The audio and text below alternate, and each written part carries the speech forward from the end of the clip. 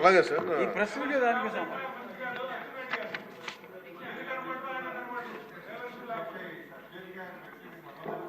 లేదు, దయచేసి కూర్చోండి మంత్రి గారు. ఒకటి సార్,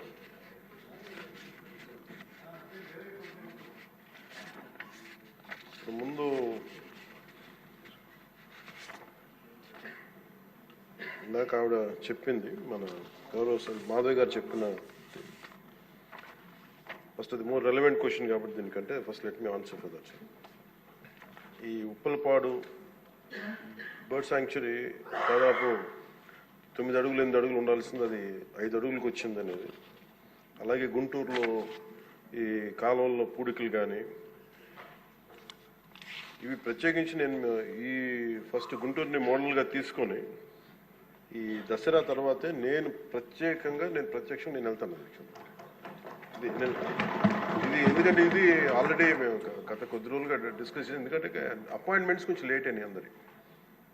ఎందుకంటే pollution control board is a very limited ఉంది, మనకి చాలా మంది ఇంకా హైర్ చేయాల్సి ఉంది.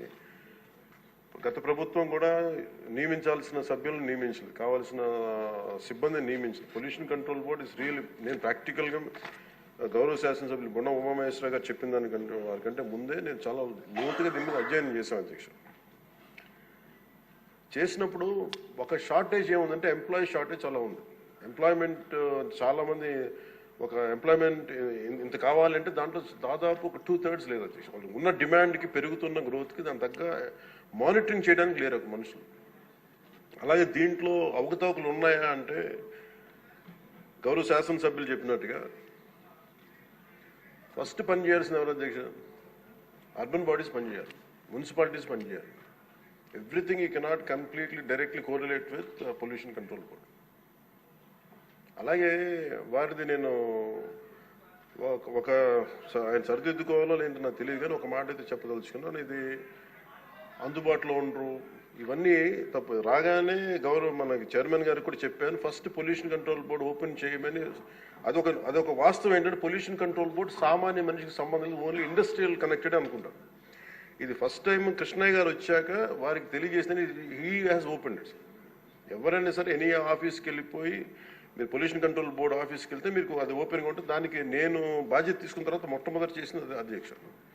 కాకపోతే దీని మీద అవగాహన కల్పించాలి, అసలు వెళ్తే కొంత సమాధానం. ఎందుకంటే first of all there is extensive employment shortage ఉంది, దానికి అదొక మేజర్ సమస్య.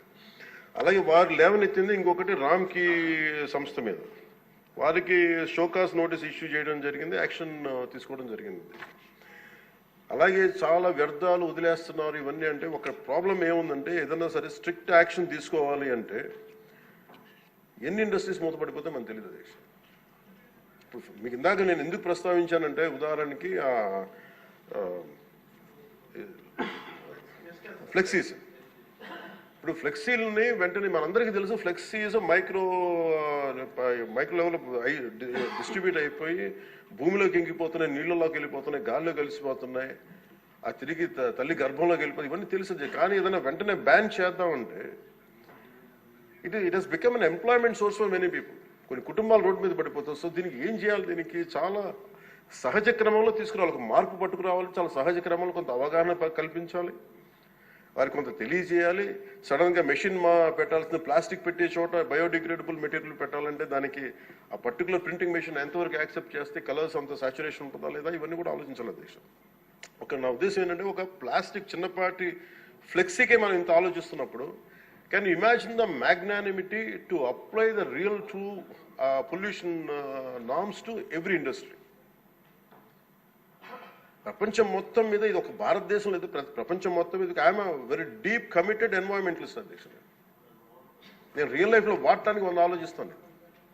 కానీ ప్రాక్టికల్గా మనం చూసేటప్పటికి ఇప్పుడు ఏ పరిశ్రమ అయినా సరే పొల్యూషన్ లేకుండా ఏ పరిశ్రమ లేదు, ఒకటి లేదు. కాకపోతే ఏమవుతుంది, అప్లై చేయాలి ఒక రూల్. అంటే ఇది గౌరవ ముఖ్యమంత్రి గారు కూడా మీకు రెగ్యులేటరీ బాడీగా ఉండాలి తప్ప మీరు ఎన్ఫోర్స్మెంట్ బాడీగా నిజంగా పొల్యూషన్ కంట్రోల్ బోర్డు ఉంటే అది ఏ రకమైన ఒక అస్తిత్వానికి దారి ఒక స్థిమితం లేకుండా ఎలా వెళ్ళిపోతుందని ఒక భయం ఉంది అందరికీ, ఇంక్లూడింగ్ గౌరవ ముఖ్యమంత్రి గారికి కూడా ఉంది. ఇది వారి దృష్టికి నేను ప్రత్యేకంగా తెలియజేశాను. సో అది ఒక నామ్లో అదొక పరిగణలోకి తీసుకున్నాం అధ్యక్ష. అలాగే వీఆర్ వెరీ కమిటెడ్ ఫర్ ఇది ఒక్క ఆంధ్రప్రదేశ్ రాష్ట్రానికే కాదు, ఎంటైర్ మన భారతదేశానికి సంబంధించి కానీ ప్రపంచానికి సంబంధించి మన అందరి బాధ్యత ఇది మనందరి బాధ్యత. అలాగే పారిశ్రామికవేత్తల బాధ్యత కూడా ఉంది. కొన్నిసార్లు నదుల్లో కాలుష్యాలు వదిలేస్తానంటారు, జరుగుతూ ఉన్నాయి కొన్ని చోట్ల. ఉదాహరణకి మనకి డెల్టా పేపర్ మిల్సే ఉంది, మనకి భీమవరం డెల్టా పేపర్ మిల్స్ మొత్తం అసలు కూర్చోబెట్టి ఒక బలమైన పంట కాలం నాశనం అయిపోయినాయి. అది మీ దృష్టిలో ఉంటుంది, మీకు తెలుసు. కానీ ఇప్పుడు తను తీసేద్దామంటే ఇప్పుడు దీన్ని ఎలా శిక్షిస్తారు దీన్ని చెప్పండి. దీనికి కొంత ఒక విస్తృత ఎందుకు నేను ఒక వేగ్గా అడగలేదు అధ్యక్ష. నేను ఎందుకు ఒక రోజు ప్రత్యేకించి దీని మీద మీరు చర్చ పెట్టాలని ఎందుకన్నానంటే, ఇలాంటి గౌరవ సభ్యులు లేవనెత్తింది ఒక దాన్ని ఖచ్చితంగా పరిశీలించాల్సిన అంశం. కానీ మీరు intention should be Nobel and pure. మీరు ఇంటెన్షన్ డోంట్ టార్గెట్ ఓన్లీ ఈ అయోధ్య రామ్కి ఏముందంటే ఒక పరిశ్రమ చేస్తే మళ్ళీ గత ప్రభుత్వంలో అయిపోతాం. ముఖ్యమంత్రి గారి ఇంటెన్షన్ కూడా అది కాదు.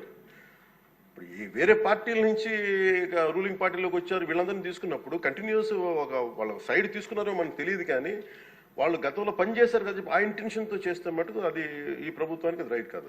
అది we are committed for it. At the same time we are here to make sure certain positive changes has to take place.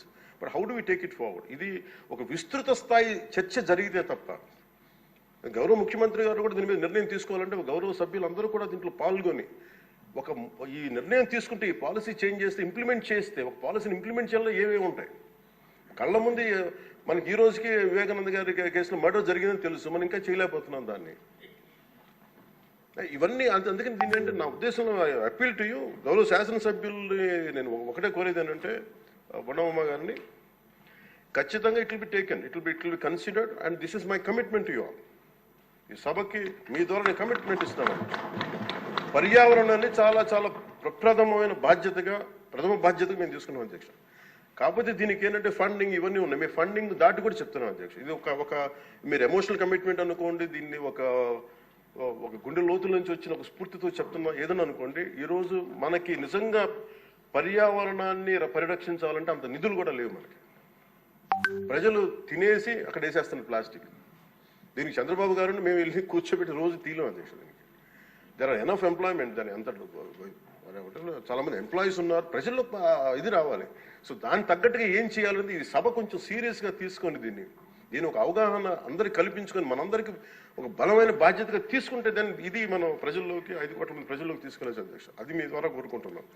But నేను మీకు మాట ఇస్తున్నాను అధ్యక్ష, మేము ఇప్పుడు ఈరోజు రామ్కి ఒక్కదాని గురించి చెప్పారు, మాకు 100 ఉన్నాయి అధ్యక్ష.